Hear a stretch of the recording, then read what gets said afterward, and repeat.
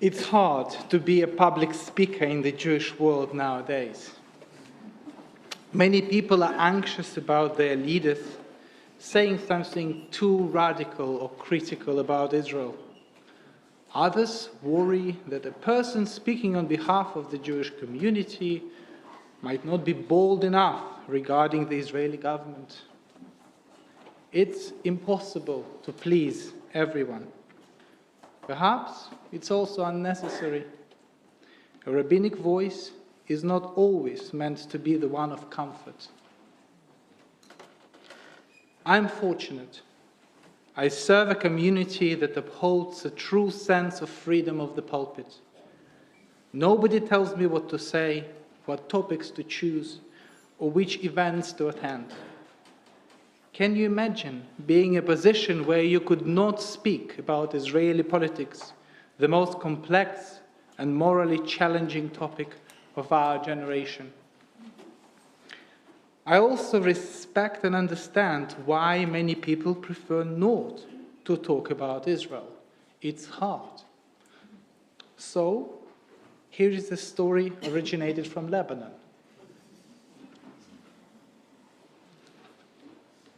In the village of Hamadim, a woman lived with her only daughter.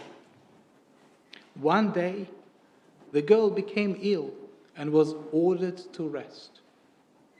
So she lay on her bed near the window and looked out, the only tree in the garden. Days, weeks, and months passed, and autumn came. But the girl's condition didn't improve. On the contrary, she felt worse. And so one day, she looked at the tree and said weakly, "You see, Mother, see those leaves. When the last leaf falls, I will die." The mother's heart shrank, and she watched anxiously as the leaves fell. One night, the wind was very strong and cold, and she was full of despair as she saw it taking the last leaves. With every leaf, her heart sank even deeper. At last, there was only one leaf left. She ran outside and spent hours painting a picture of one leaf so that it looked real from the window. This is not the end of the story. I promise I reveal it later. But let me ask you, what would you do? Would you do anything that could give the girl hope, even if it meant telling a lie? We know that a painted leaf cannot heal, but it can offer hope to both the mother and her daughter. On the other hand, when you analyze this story a bit deeper, you see that the girl didn't have to make that promise. And her mother didn't have to agree to connect her daughter's health with the leaves on a tree. This story is about promises, oaths, and vows. Promises we make affect us deeply, which may be why we begin Yom Kippur, the holiest day in the Jewish year, with Kol Nidre, a text that reminds us to take our promises seriously. On Rosh Hashanah, I made you a promise. Now is the time to remind myself of it. In the presence of this congregation, on this Rosh Hashanah, I promise never to make New Year's resolutions again. I promise. For those of you who didn't understand why what I was just said was funny, please come to the LGS on Yom Kippur, on Friday, the 11th of October. I promise that I will begin my sermon by explaining this joke in great detail. Now, yes, I know, quoting myself in a sermon doesn't make me a good scholar. Probably it also doesn't make the best impression, especially if you are seeing me for the first time. I ask you to suspend your skepticism and trust me for the next 15 or 20 minutes. Also, to those of you who are still unsure about this turn, I will take your skepticism as a compliment. If congregants take rabbinic authority with healthy amount of irony and skepticism, the LGS is doing something right. Let me explain what just happened. During my rabbinic studies, I was told never to say "I" in a sermon. However, at some point, I came across Dale Carnegie's advice: to be interesting, be interested. And I have followed it since. The best approach to Torah and Judaism is to offer you a window into my thinking and understanding of the world. And hopefully, this will open a space for you to share your thoughts and begin a dialogue. Even if you don't necessarily agree with everything I say, sometimes a good disagreement is worth more than 1,000 nods.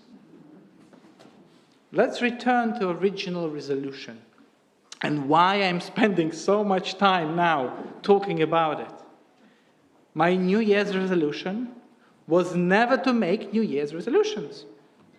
The paradox of this promise, I believe, explains the world we live in today. Sometimes there can be two statements, both true and yet incompatible with each other. If I keep the resolution and never make another, I break it because I kept it. If I keep making resolutions, I break it again. Life is full of such paradoxes, tensions, and conflicts, many of which can never be fully resolved. Perhaps, instead of fighting them, we need to find a way to live with them. A perfect example of such paradox is beautifully expressed in film God on Trial. This thought-provoking story, set during the Holocaust, depicts prisoners in Auschwitz who hold a mock trial to determine if God has broken the covenant with the Jewish people. Throughout the film, prisoners engage in passionate debate, presenting arguments defending and condemning God. They wrestle with topics like free will, justice, and concept of chosen people. The prosecution points out the atrocities they are enduring, wondering how a just God could allow such horrors. The defense, on the other hand, argues that the relationship between God and the people was never about an absence of suffering, but rather about faith, even in the darkest of times. Ultimately, the arguments of the prosecution became the majority. In the end, the group of prisoners reaches a chilling verdict. They find God guilty of breaking the covenant, guilty of abandoning Jewish people. However, this isn't the end of the story. Immediately after delivering the verdict, the prisoners hear the guards approaching to take some of them away. At this moment, something profound happens. The men begin to pray. This ending crystallizes the most powerful message of this film. It reveals the complexity, paradox, and tension of religious thought. Even after concluding that God is guilty, the prisoners still choose to pray to God.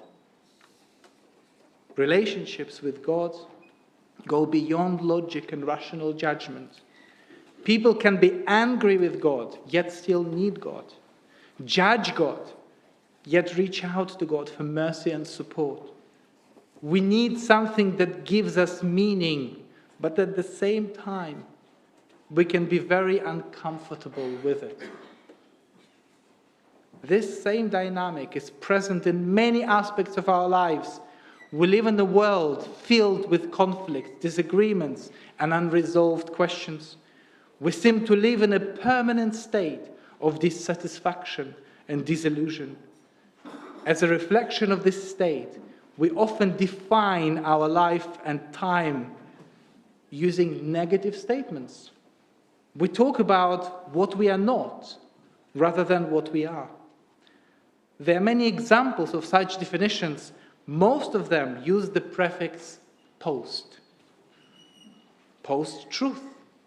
The world where objective facts and evidence do not have the same weight as they used to. Post-secular. Our world is not secular anymore. Religion today coexists in spaces previously dominated by secularism and science only. Post-industrial. Our society is no longer based on manufacturing-based economy. Post-colonial. We live in an era after colonial rule, focusing on the legacy of colonialism. Post-national. Fewer and fewer people today find meaning in identity in belonging to their nation.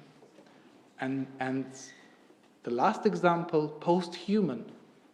Many scholars think technology and artificial intelligence will take humanity to its next evolution stage, integrating technology into human bodies.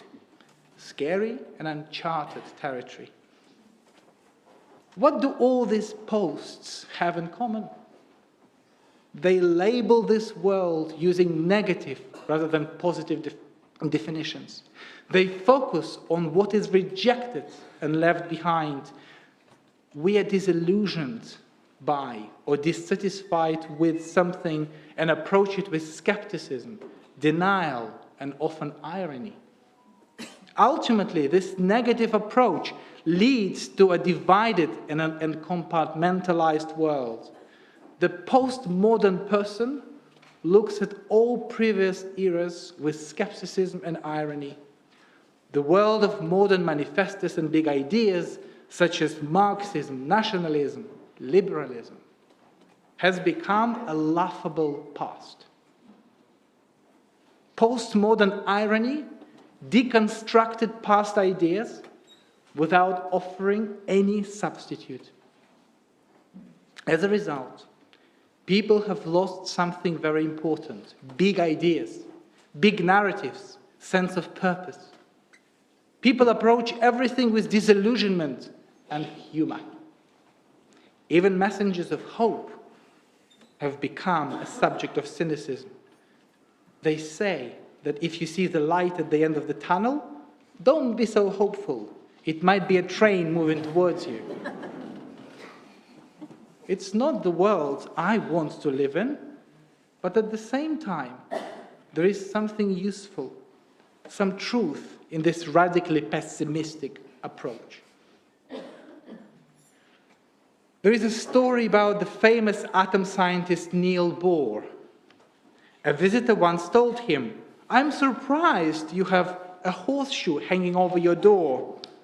Do you, a man dedicated to science, believe in that superstition?"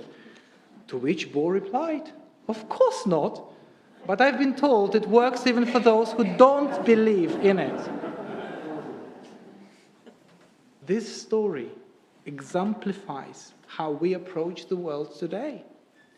We are skeptical about everything that used to give us grounding and hope, but we still need hope.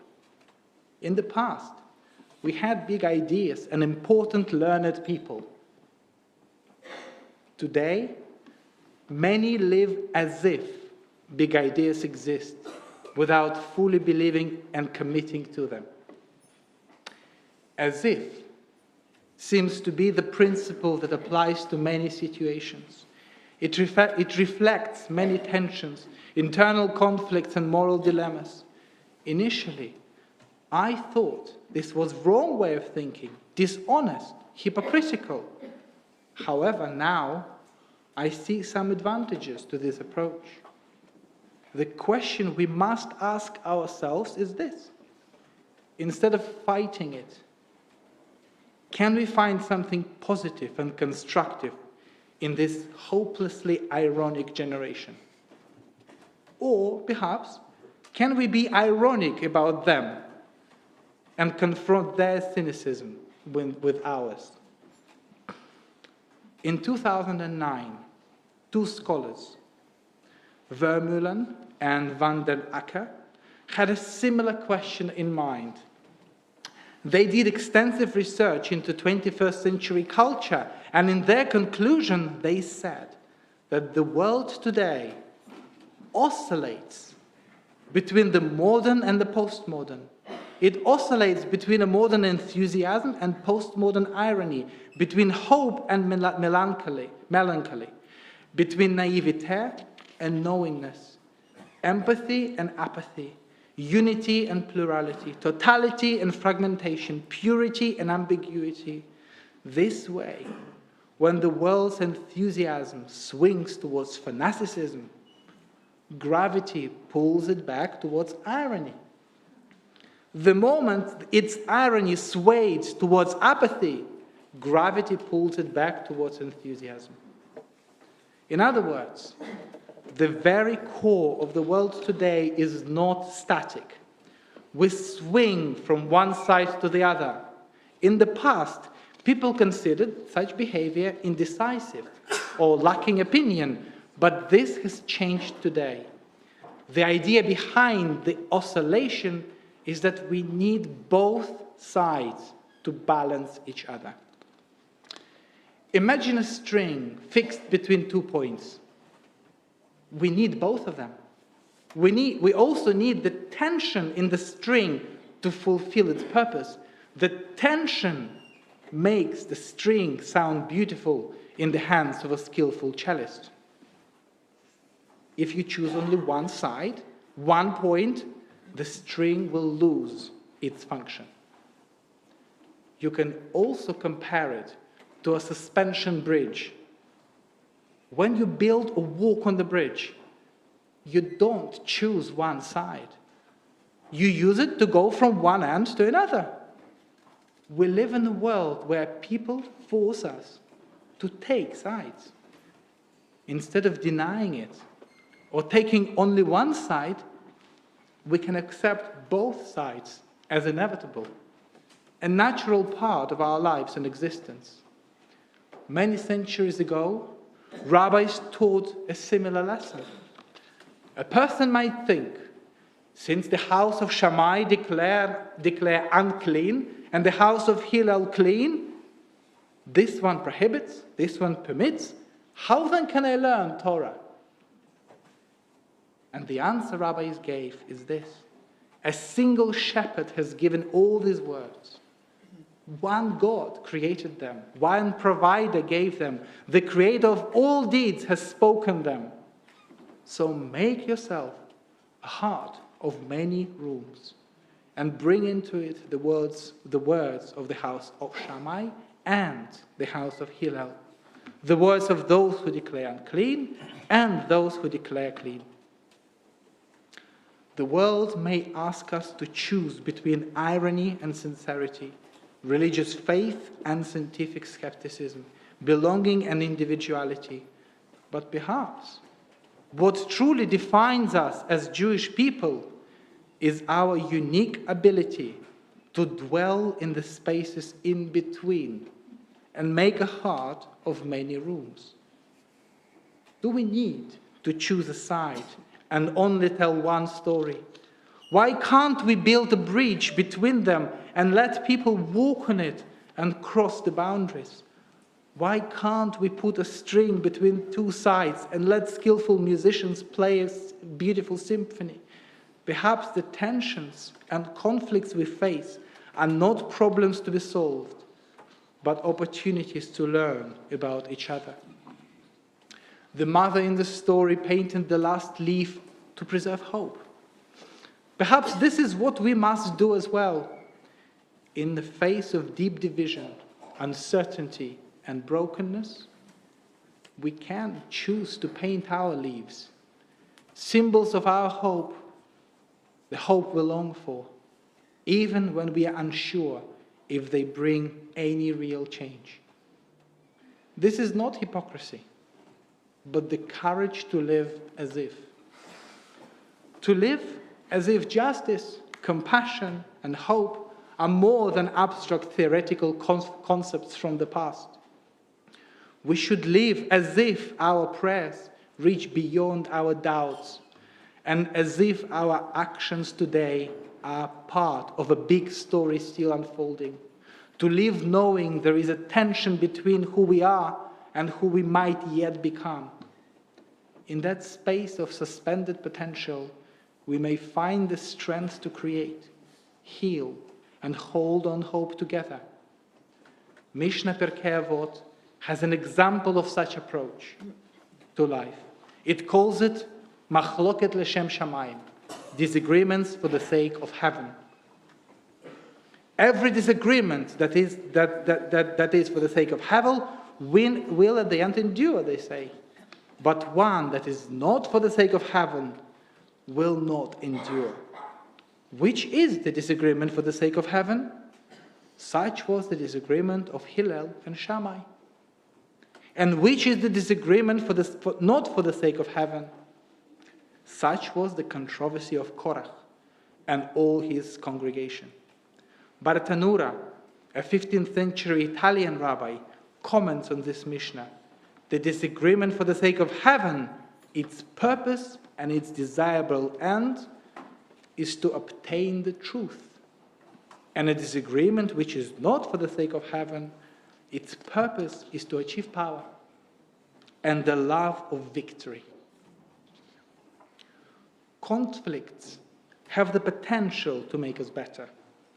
Disagreements and disputes can become a force for progress and growth only if both sides engage with them for the sake of humanity and peace, not for the sake of power and personal gain. This rabbinic wisdom asks us an important question.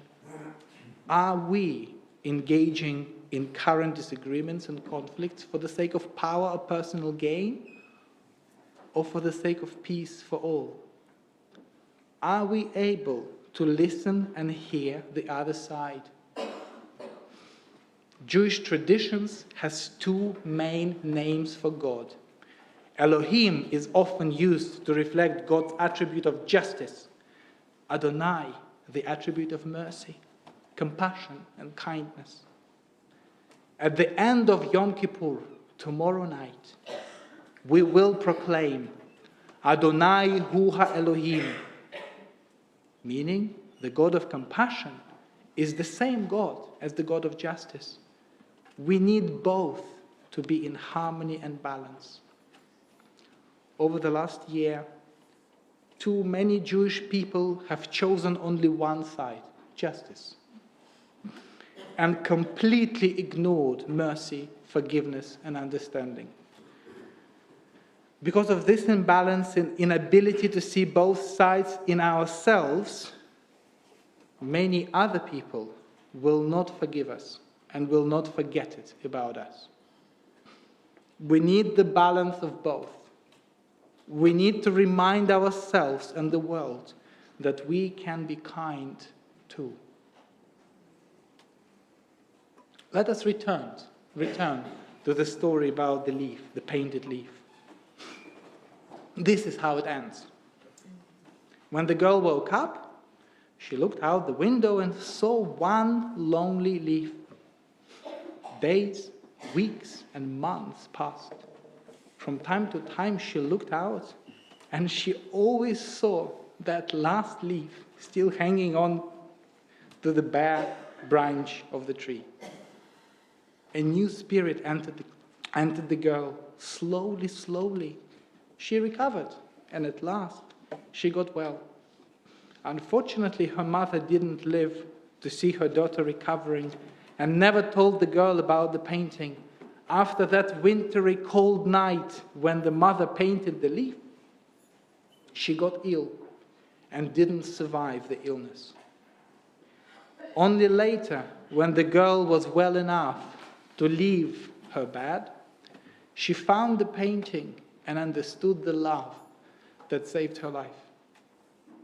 This story is beyond tragic. The mother saved her daughter's life by giving her a sense of hope, but she didn't live to see her recovery. We may not live to see the healing of this broken world. We may not live to see disagreements between our fractured peoples becoming for the sake of heaven. We may not live to see two poles, two sides of the conflict understanding each other. But it doesn't mean it will never happen. We waited for 2,000 years for the return to the promised land. Now we can and must wait for peace in that land too. We must live with deep conviction that the era and the time of peace, of post-October, post-war, post-conflict will come. We should live as if it will happen soon, as if the agreement and solution are close, and as if it can happen tomorrow.